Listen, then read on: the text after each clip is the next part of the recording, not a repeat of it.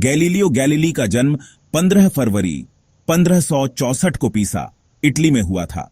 वे एक अग्रणी वैज्ञानिक थे जिन्होंने आधुनिक भौतिकी और खगोल विज्ञान की नींव रखी।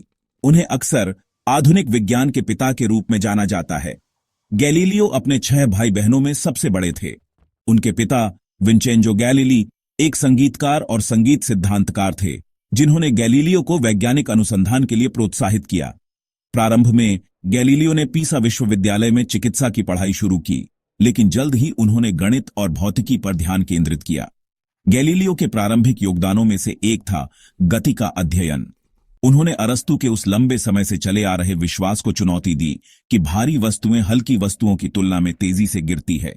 प्रयोगों के माध्यम से, जिसमें प्रसिद्ध, हालांकि संभवतः काल्पनिक पीसा की झुकी हुई मीनार से गेंदें गिराना शामिल है, गैलीलियो ने दिखाया कि निर्वात में सभी वस्तुएं एक ही दर से गिरती हैं, चाहे उनका द्रव्यमान कुछ भी हो।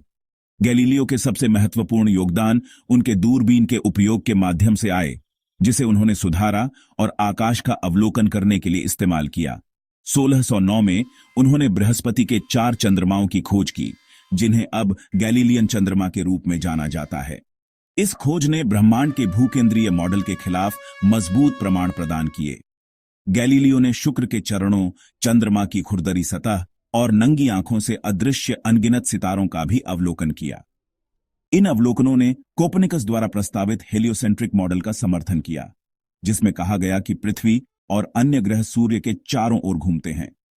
हालांकि हेलियोसेंट्रिज्म के समर्थन के कारण गैलीलियो का रोमन कैथोलिक चर्च के साथ टकराव हुआ। 1616 में चर्च ने हेलियोसेंट्रिज्म को विधर्मी घोषित किया। गैलीलियो को चेतावनी दी गई कि वे इसका समर्थन या शिक्षा नहीं दें। फिर भी 1632 में उन्होंने dialogue concerning the two chief world systems प्रकाशित किया, जिसने हेलियोसेंट्रिज्म का बचाव किया। परिणाम स्वरूप उन्हें इंक्विजिशन द्वारा मुकदमा चलाया गया, विधर्मिता का दोषी पाया गया और जीवन भर के लिए नजरबंद कर दिया गया। अपनी कैद के बावजूद गैलीलियो ने अपना वैज्ञानिक कार्य जारी रखा। 1638 में उन्होंने discourses and mathematical demonstrations relating to new sciences प्रकाशित किया, जिसने शास्त्रीय यांत्रिकी की नींव रखी। गैलीलियो की मृत्यु 8 जनवरी 1642 को फ्लोरेंस के पास हुई। उनके कार्यों ने बाद के वैज्ञानिकों, जिनमें आइजैक न्यूटन भी शामिल हैं, पर गहरा प्रभाव डाला और विज्ञान के इतिहास में एक महत्वपूर्ण मोड़ को चिह्नित किया।